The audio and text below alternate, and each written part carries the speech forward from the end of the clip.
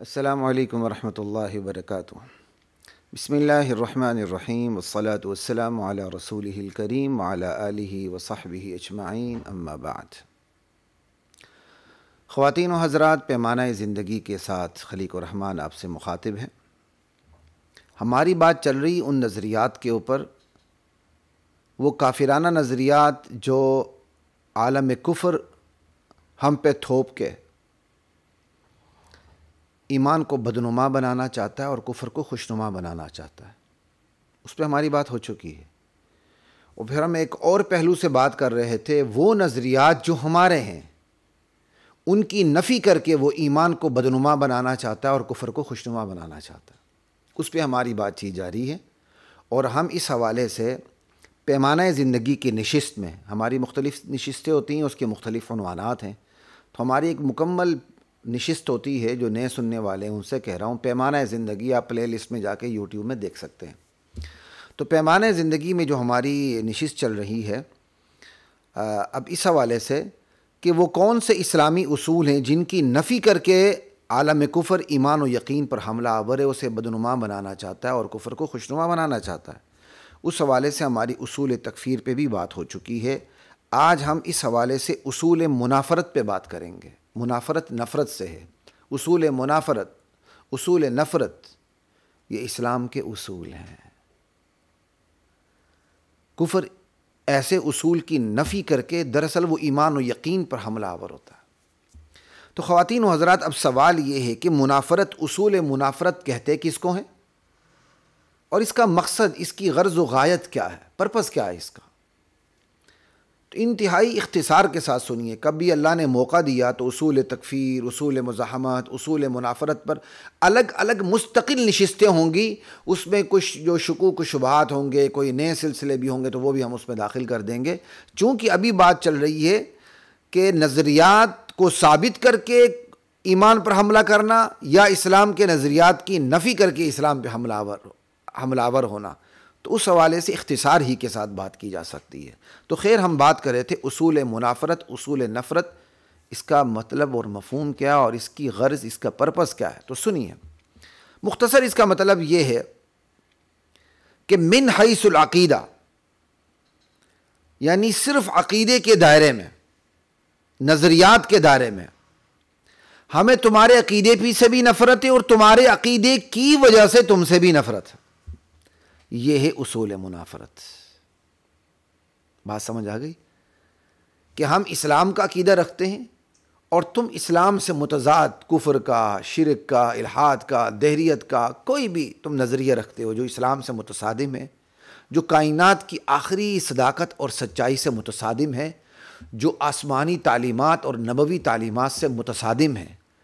چونکہ تم اللہ اور اس کے رسول کی تعلیمات سے متصادم نظریات رکھتے ہو، متصادم عقیدہ رکھتے ہو، تو اس عقیدے سے ہمیں نفرت ہے۔ چونکہ عقیدہ تم میں پایا جاتا ہے تو اس عقیدے کی وجہ سے تم سے بھی ہمیں نفرت ہے۔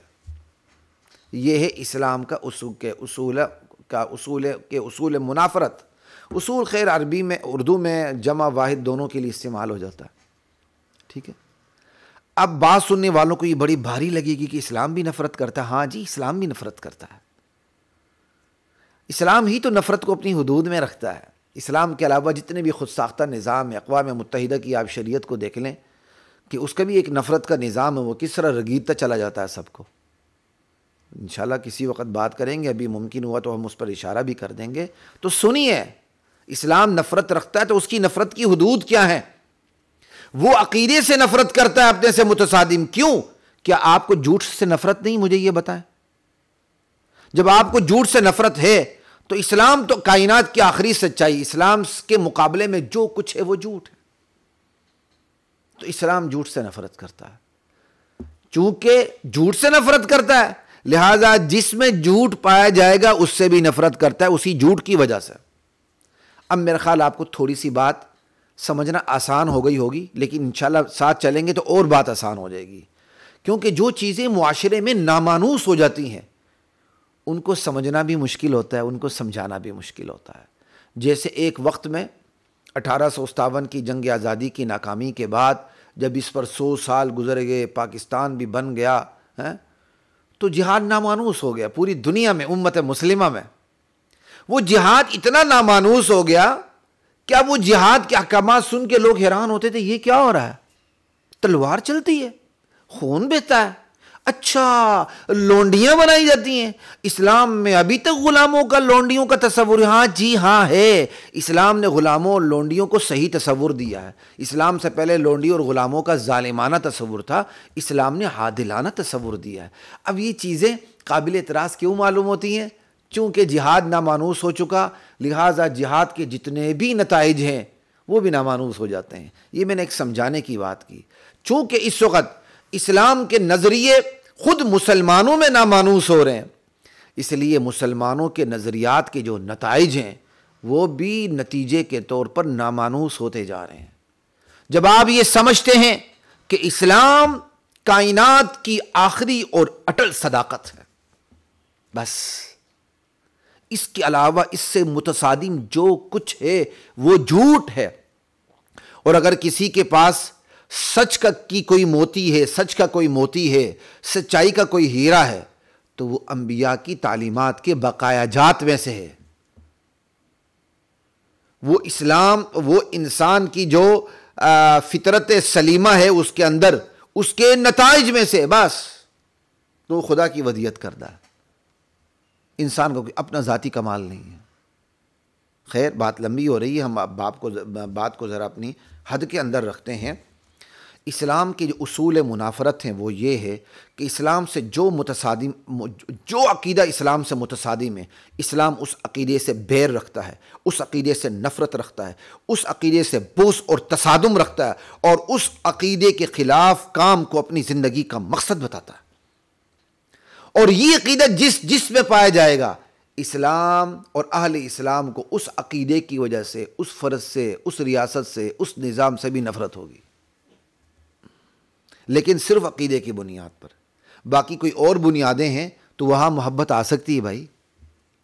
اب آپ کو بات سمجھنی آسان ہوگی، سنیے۔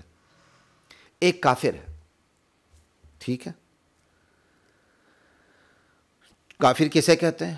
جس کے اندر کفر پایا جائے، جو نبی علیہ السلام جو سچائی لے کر آئے ہیں وہ اس کا انکار کرتا، ٹھیک ہے؟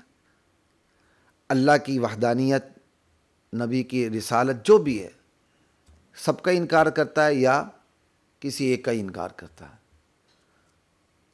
تو ایسے شخص کو کافر کہتے ہیں، ٹھیک ہے؟ اللہ کی ذات و صفات میں شریک کرتا ہے تو ایسے شخص کو مشرک کہتے ہیں۔ جو اللہ کو مانتا ہی نہیں ہے، زمانے کو سب کچھ مانتا ہے، وہ دہریہ ہے، وہ ایتھیسٹ ہے، وہ ملحد ہے، ٹھیک ہے؟ بہرحال اب ایک شخص ہے وہ کافر ہے، اس کا کفر چونکہ دنیا کا سب سے بڑا جھوٹ ہے تو لہٰذا کفر سے ہمیں نفرت ہے۔ چونکہ وہ کفر کوئی فضا میں نہیں پایا جاتا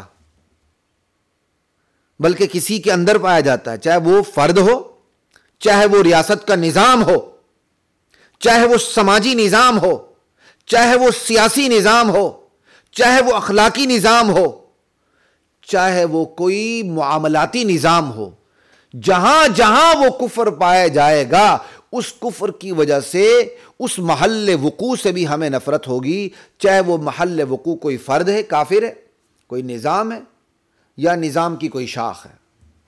اس کفر کی وجہ سے ہمیں اس بندے سے بھی نفرت ہوگی، اس کفر کی وجہ سے کافرانہ نظام سے بھی نفرت ہوگی، اس کفر کی وجہ سے کافرانہ سماجی نظام سے بھی، کافرانہ عدالتی نظام سے بھی، کافرانہ اخلاقی نظام سے بھی، کافرانہ معاملاتی نظام سے بھی، کافرانہ معاشی، معاشرتی اور سیاسی نظام سے بھی اس کفر کی وجہ سے ہمیں نفرت ہوگی۔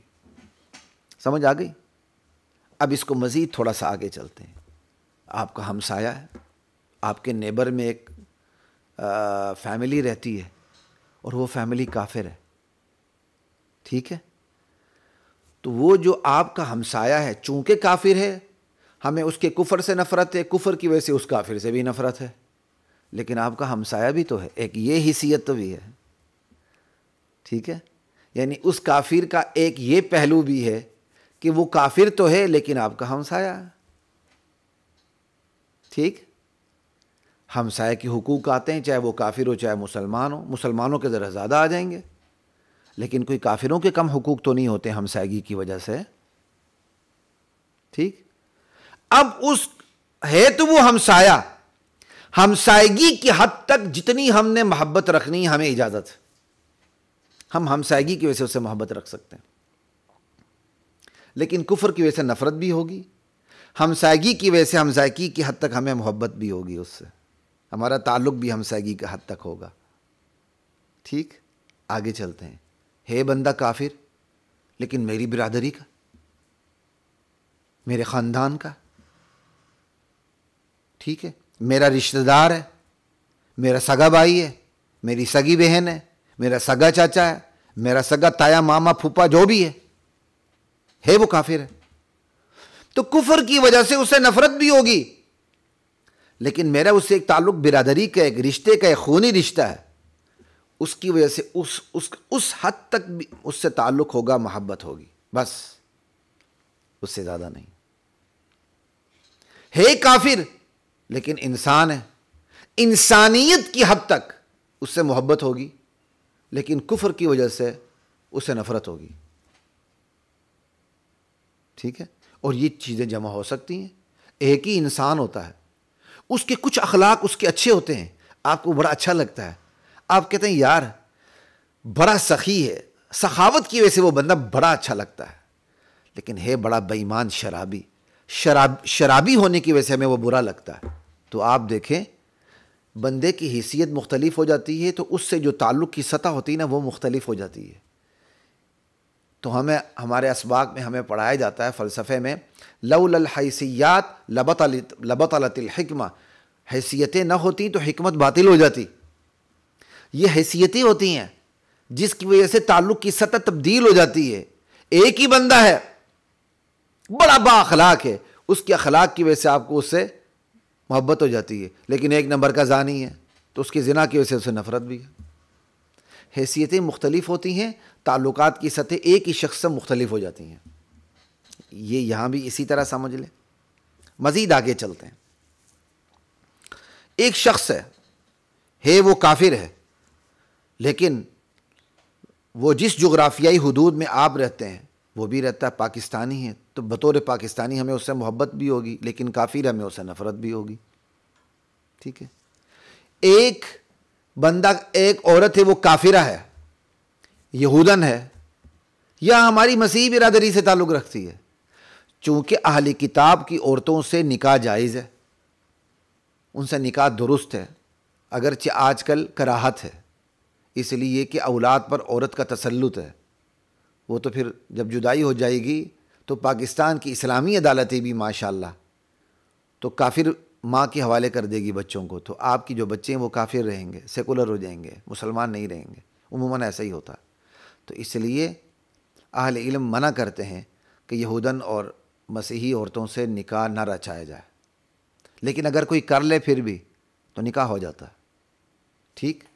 اب ایک مسیحی خاتون ہے، تو ہمارے نزدیک تو وہ کافر ہے نا، یہودن خاتون ہے، ہمارے نزدیک، اسلام کے نزدیک وہ کافر ہے، بات ختم ہو گئی. لیکن وہ آپ کی بیوی ہے، اور بیوی کے بارے میں آپ کو پتہ کیا حکم ہے؟ اللہ تعالیٰ اپنی شان بتاتے ہیں قرآن کریم کے اندر، وَمِنْ آیَاتِهِ أَنْ خَلَقَ لَكُم مِّنْ أَنفُسِكُمْ أَزْوَاجًا.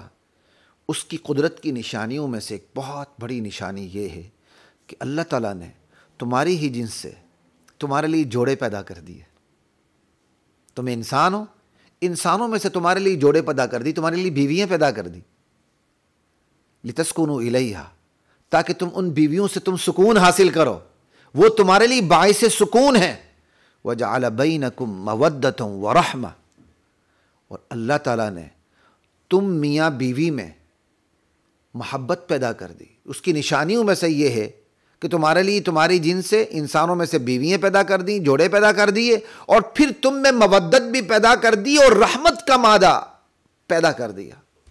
اس میں اللہ تفکر کرنے والوں کے لیے بڑی نشانی ہے. ان فی ذلک لآیات لقوم یتفکرون. تو خواتین و حضرات تھوڑا سا سوچیے کہ اللہ تعالیٰ کہتے ہیں میاں بیوی میں محبت اور رحمت ہم نے پیدا کر دی ہے، اور بیوی کافرہ بھی ہو سکتی ہے.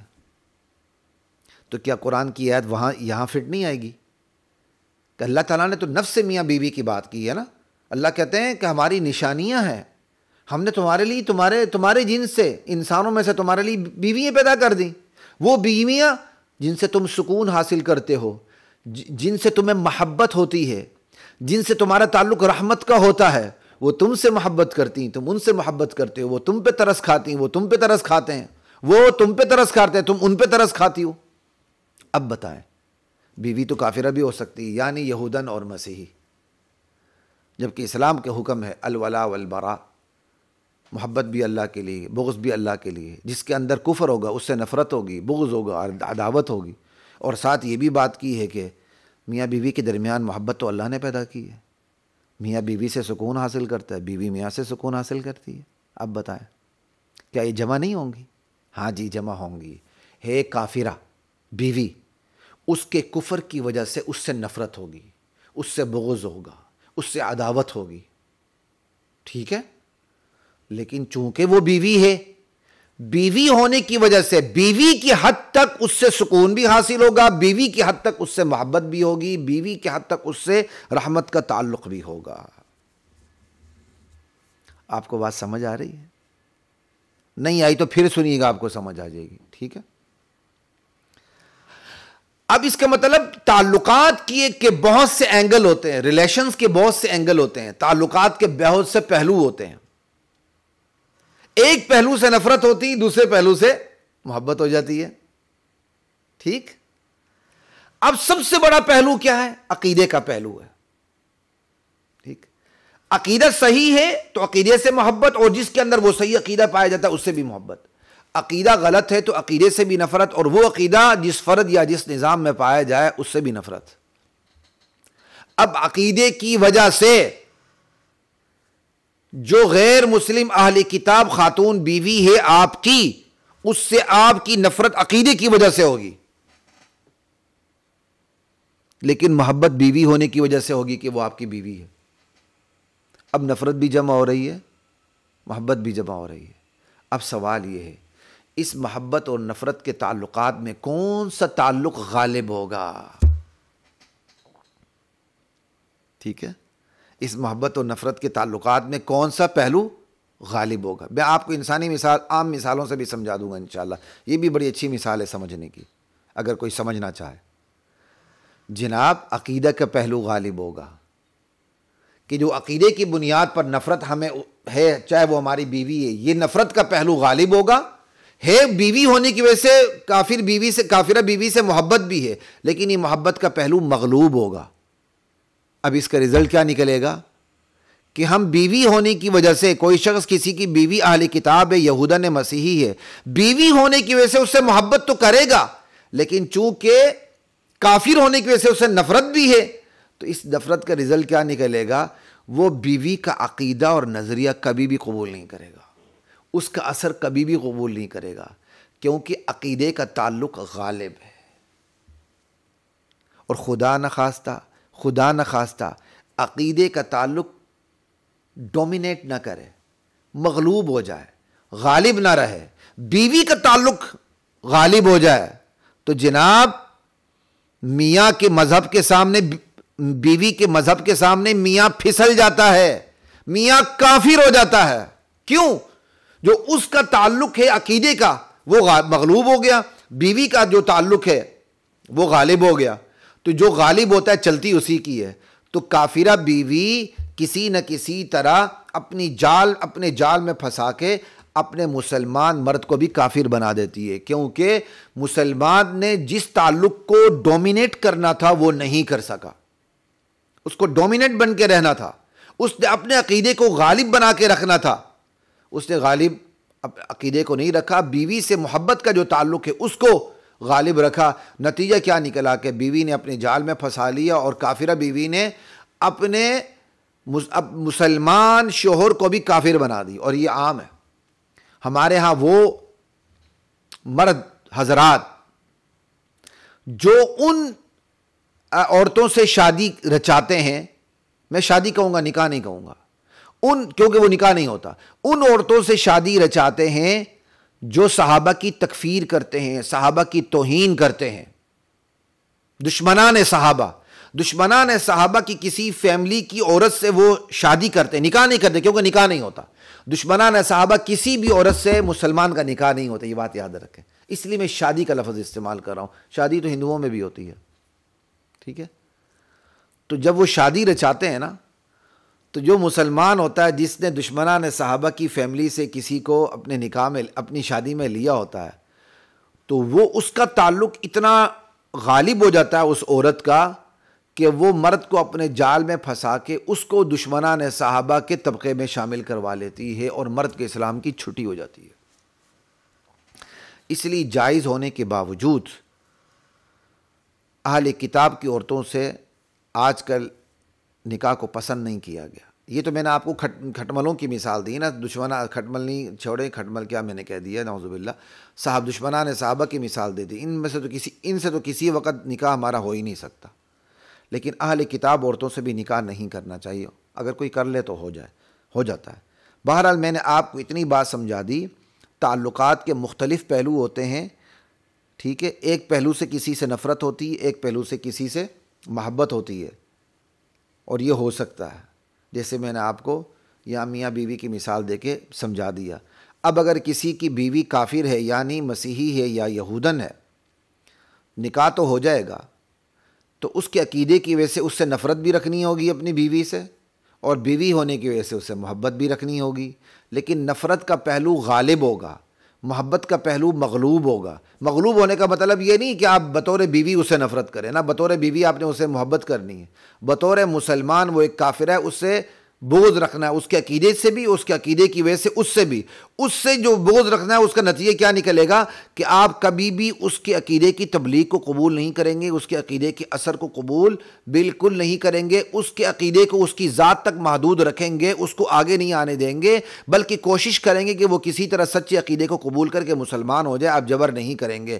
یہ ہے اس سے بغض رکھنا، بے رکھنا، عداوت رکھنا، کہ عقیدے سے آپ کو شدید نفرت ہے. عقیدے کی وجہ سے چونکہ عقیدہ آپ کی کافر بیوی میں پایا جاتا ہے، اس سے بھی آپ کو شدید نفرت ہے. لیکن چونکہ آپ کی بیوی ہے تو آپ نے اس کے جو شوہر کے حقوق وہ ادا کرنے، شوہر کی محبت بھی اس کو دینی ہے.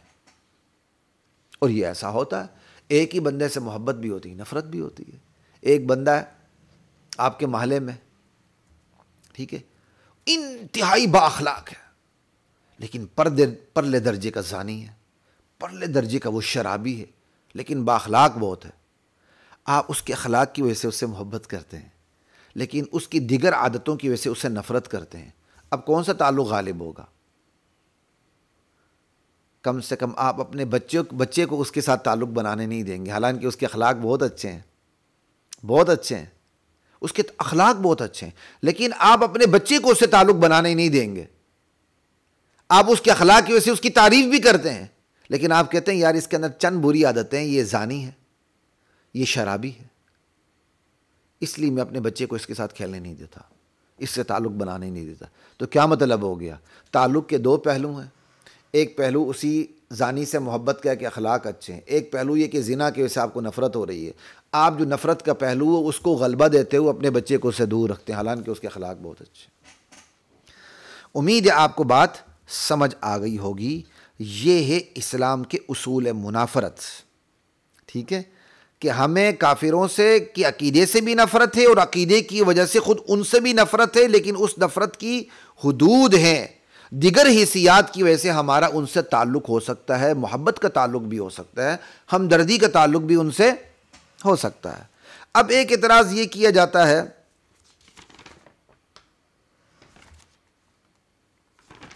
کہ جی اگر ہمیں کافروں سے محبت نہیں ہوگی تو ہم انہیں تبلیغ کیسے کریں گے؟ سمجھ آئیے. ہاں جی، جو ذاتی نفرت ہوتی ہے نا، وہ ہمدردی پہ نہیں ابھارتی. چونکہ آپ کو اللہ کی وجہ سے نفرت ہے کہ اللہ نے کہا ہے، تو جو اللہ کی وجہ سے نفرت ہوتی ہے وہ ہمدردی پہ ابھارتی ہے، وہ مزید دعوت پہ ابھارتی ہے کہ آپ اسے دعوت دے، وہ مسلمان ہو جائے، آپ کی نفرت ختم ہو جائے.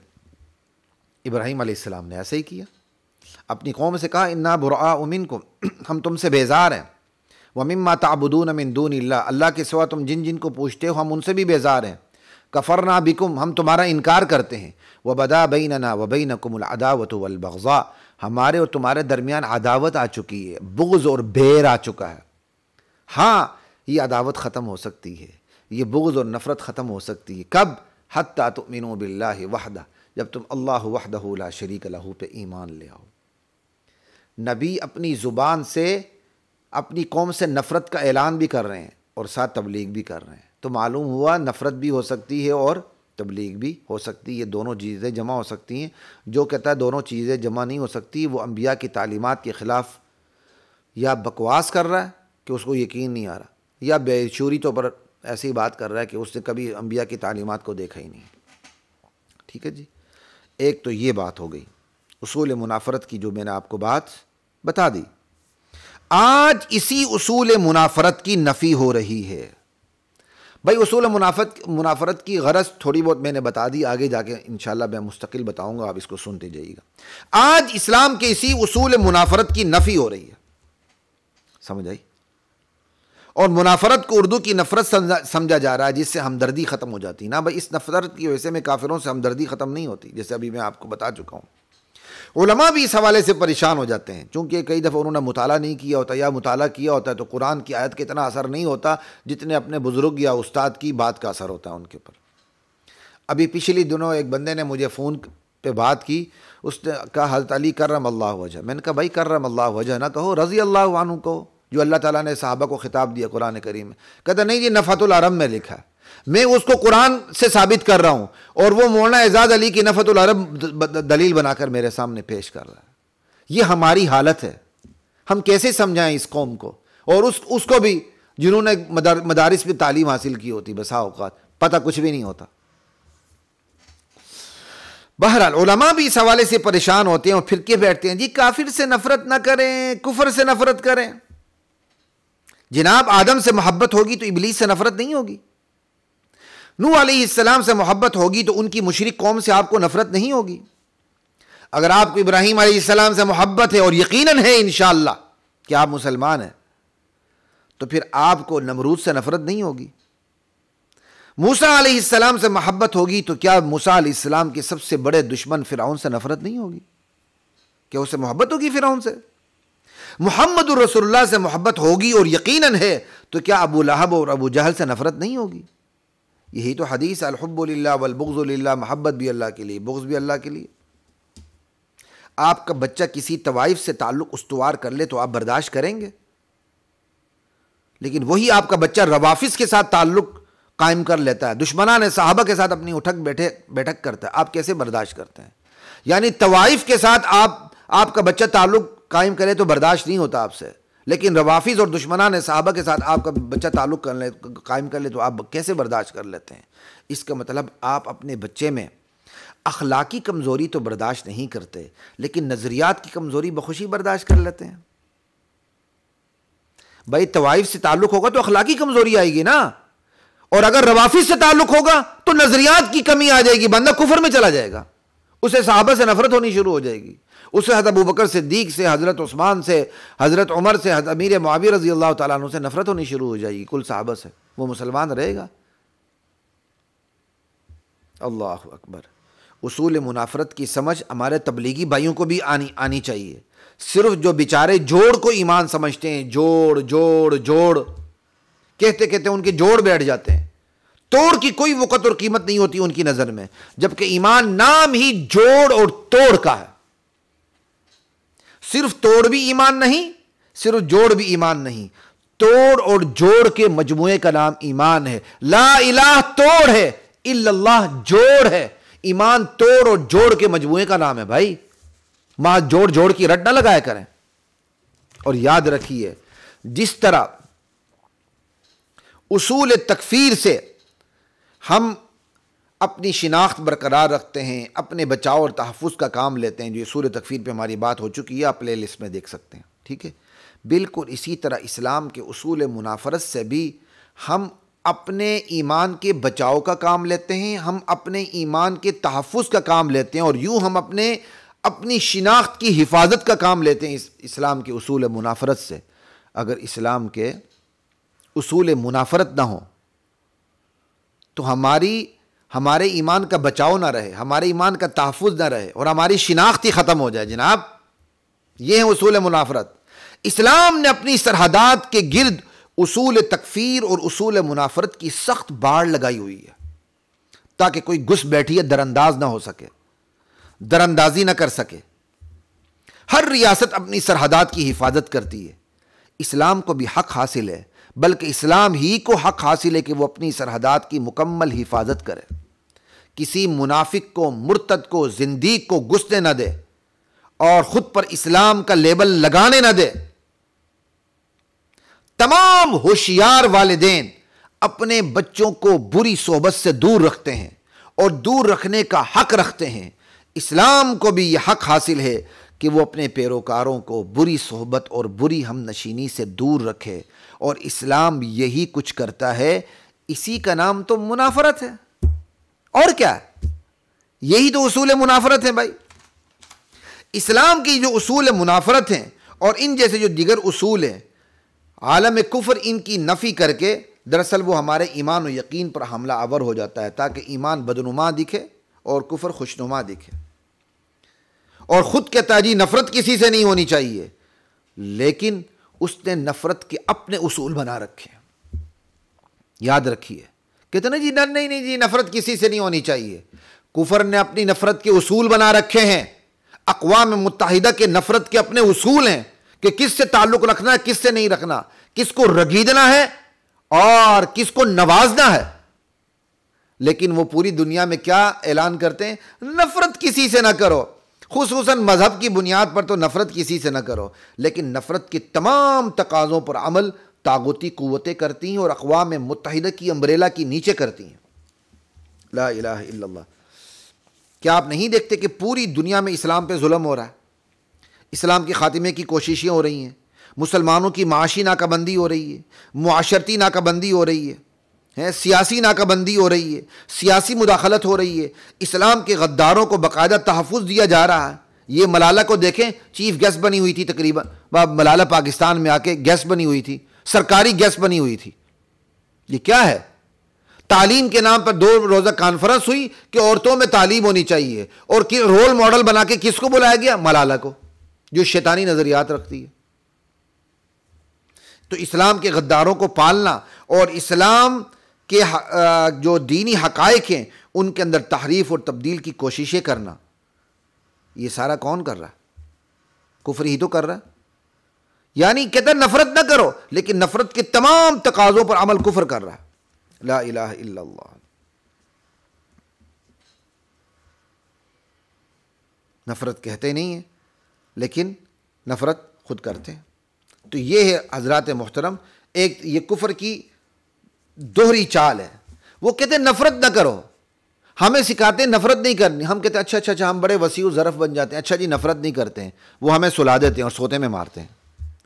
اگر ہم اسلام کے اصول منافرت پر عمل کریں تو ہم اپنے عقیدے کا بھی بچاؤ کریں گے، اور جو متصادم عقیدے ان کے مقابلے میں ہم اپنے جسم کے بچاؤ کے لیے بھی پوری تیاری کریں گے۔ وَأَعِدُّوا لَهُم مَّا اسْتَطَعْتُم مِّن قُوَّةٍ۔ اور اگر کفر نے ہم پر حملہ کر دیا تو سینہ تان کے ہم مقابلہ کر کے ان کو ان کی اصل جگہ پہنچا دیں گے۔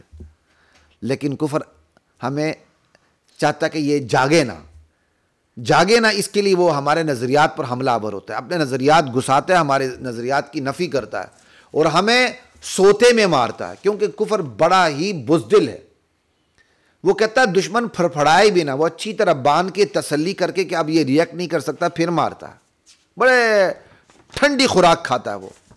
لا الہ الا اللہ۔ تو حضرات محترم، یہ ہیں اسلام کے اصول منافرت، جن کی نفی کر کے وہ ہمارے ایمان پر حملہ آور ہوتا ہے، ایمان کو بدنما بناتا ہے اور ایمان کی شناخت کو ہم سے ختم کرنے کی کوشش کرتا ہے۔ تو انشاءاللہ اس نشست کے بعد جو ہماری اگلی نشست ہوگی وہ اسلام کے اصول محبت پر ہوگی۔ السلام علیکم ورحمۃ اللہ وبرکاتہ۔ وَلَقَدْ أَنزَلْنَا